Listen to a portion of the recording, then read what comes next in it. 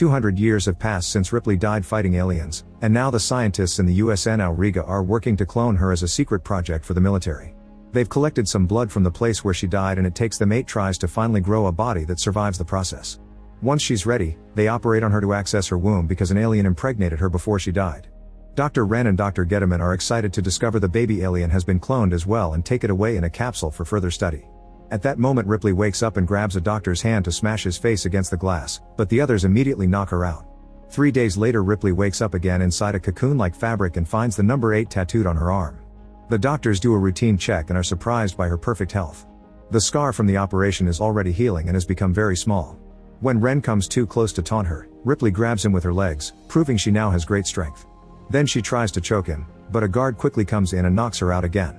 Afterward Ripley is put through different tests related to language and learning, showing very fast progress and impressing the doctors. They conclude her superior body as a result of her DNA mixing with the aliens. When they show her a picture of a child, Ripley cries because she remembers her dead daughter and the kid she lost during a mission. This angers General Perez because the army wants numb clones that won't think, but it seems Ripley still has inherited memories. Perez argues with the doctors, saying he won't hesitate to kill Ripley if she even attempts to misbehave. Then he checks on their other experiment. It turns out the alien they took from Ripley is a queen, who is also growing fast and will soon lay eggs. During lunch, Gediman and Wren explain to Ripley how they got her blood to clone her and confirm they've captured an alien. She can guess they have a queen and warns them everyone will die, but they don't take her seriously and Wren even insults her. Sometime later, a spaceship known as the Betty arrives at the military station. The crew is formed by mercenaries, and Johnner likes to play with knives.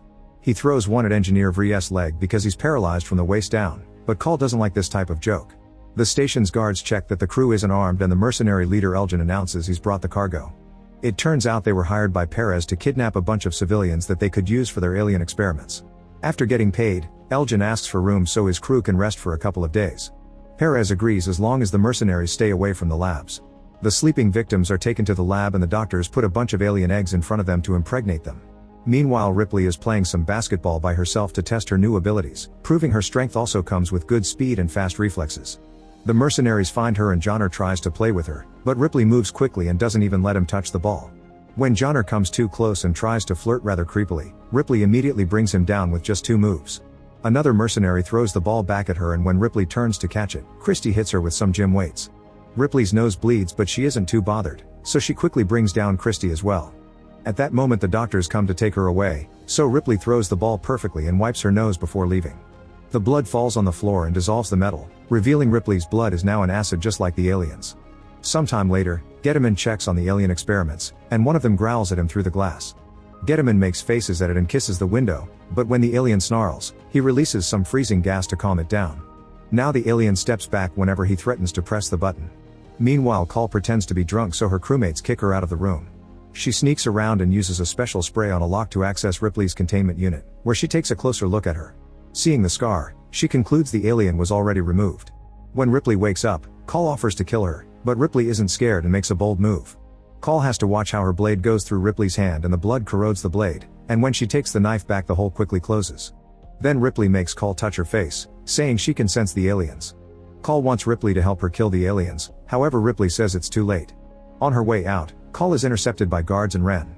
Then the mercenaries are yelled at by Wren, who points out they've broken the only rule and threatens with execution.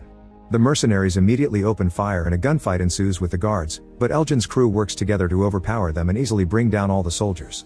Then Elgin demands to know Call's real intentions, so she confesses she's an undercover agent who came to stop the doctor's illegal experiments. At the lab, Gediman sees this and tries to call security.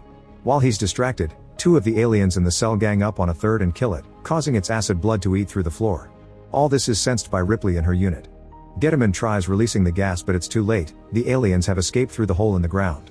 When Gediman goes to take a closer look, an alien claw reaches out and kidnaps him. As the alarms start echoing in the ship, a guard also enters the cell to check the hole, only for an alien to press the button and kill him with the freezing gas. The Betty crew drops the argument to run while the soldiers rush to the pods to escape. The first one leaves safely, but an alien manages to get into the second one and starts killing the soldiers. Before the hatch closes, Perez throws a grenade inside the pod, which explodes as soon as it flies away. While he's distracted, an alien appears behind him and kills him. Vries is in another room looking for parts when he sees an alien above him, so he shoots it and causes some acid blood to fall. His leg doesn't hurt but his hand does, so he starts shooting like crazy. The other alien is trying to reach Ripley, who uses her super strength to open the control panel and her blood to cause the circuits to short, opening the door to finally escape. The mercenaries are making their way back to their ship, but Elgin splits from the group when he sees Vries's weapon on the ground. Suddenly something startles him, but it's just some tubes falling. Once he steps closer to the fallen weapons, an alien reaches through the grate and kills him. The crew hears him scream and comes for him, but it's too late. The alien appears behind them, so they try to run away, only to find the door locked. When the alien takes a closer look at Elgin's body, it's suddenly shot by someone in the hole. It's Ripley, who had been hiding. The mercenaries get angry and threaten Ren until he admits there are 12 aliens in the station. The group agrees to team up with Ripley despite Call's protests, and before they leave, Ripley takes the alien's tongue for Call to have a souvenir. As the group moves, they reunite with Vries.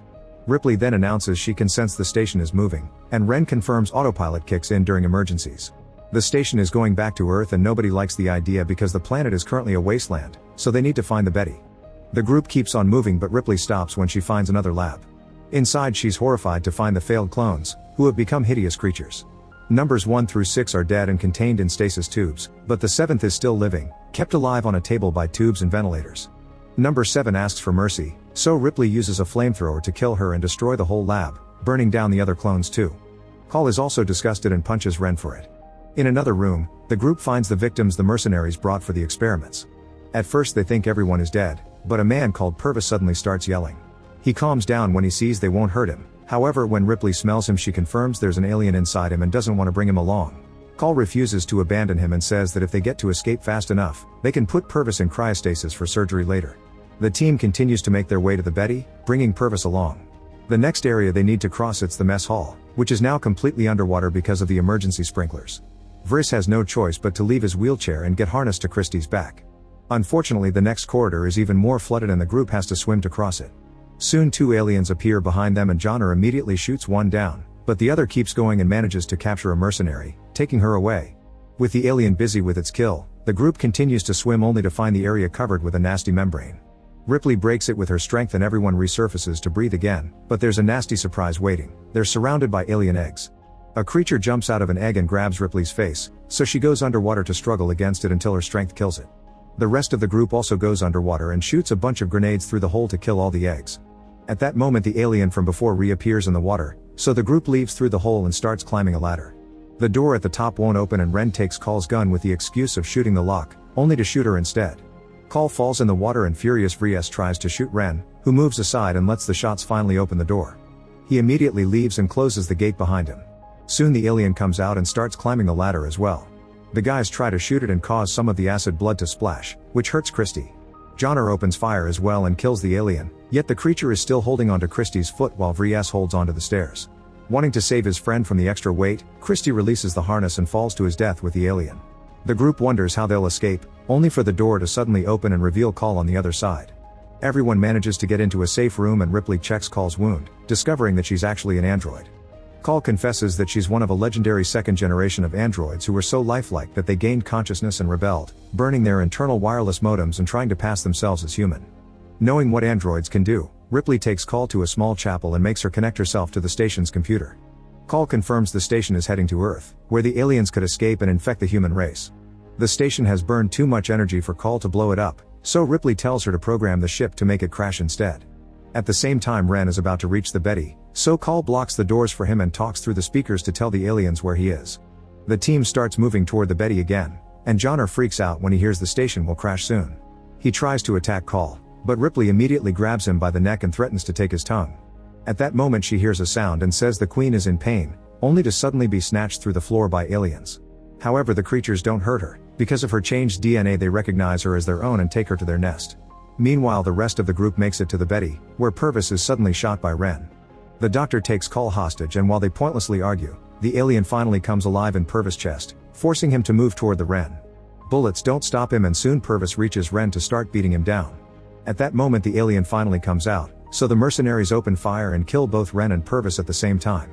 Back to Ripley, she discovers the nest is crawling with aliens and the Queen herself. A cocooned and delirious Gediman is there with the other victims and he tells Ripley that the Queen inherited her human reproductive cycle. After laying her first round of eggs, she gives birth as a human being would, developing a uterus-like pod and birthing a bizarre creature that is half human half alien. The newborn immediately kills the Queen and licks Ripley, claiming her as its real mother. When Gediman starts talking again, the newborn bites off the top of his head. Ripley uses this distraction to escape and runs to the Betty, which is about to leave. Luckily she jumps just in time and rejoins the mercenaries at the cockpit. While the Betty takes off, Call notices a door is still open, so she goes to close it, only to discover that the newborn has sneaked inside. While she dodges its attacks, the ship starts shaking because it's rather unstable. A mercenary comes looking for Call and the newborn immediately kills him. Ripley is suspicious of how long Call is taking and runs to the room 2 in time to find the newborn clawing at Call's wound. She pretends to be a good alien mom and comforts the newborn, distracting it while she throws some acid blood at the window to create a hole. This depressurizes the cabin and sucks the newborn onto the window. Call and Ripley hold on and are horrified to watch how the hole slowly sucks out the newborn's insides until it's finally dead and its whole body is thrown into space. At the same time, the military station crashes on Earth and explodes, killing all the aliens inside. In the cockpit, Johnner and Vries try their best to control the ship considering they aren't pilots. There's some more shaking and lots of heat, but thankfully the ship lands safely on Earth and everyone is alive. Ripley and Call sit together to stare at the remains of a city, wondering what to do next. Make sure to subscribe and turn on notifications so you can watch more videos like this. Thanks for watching.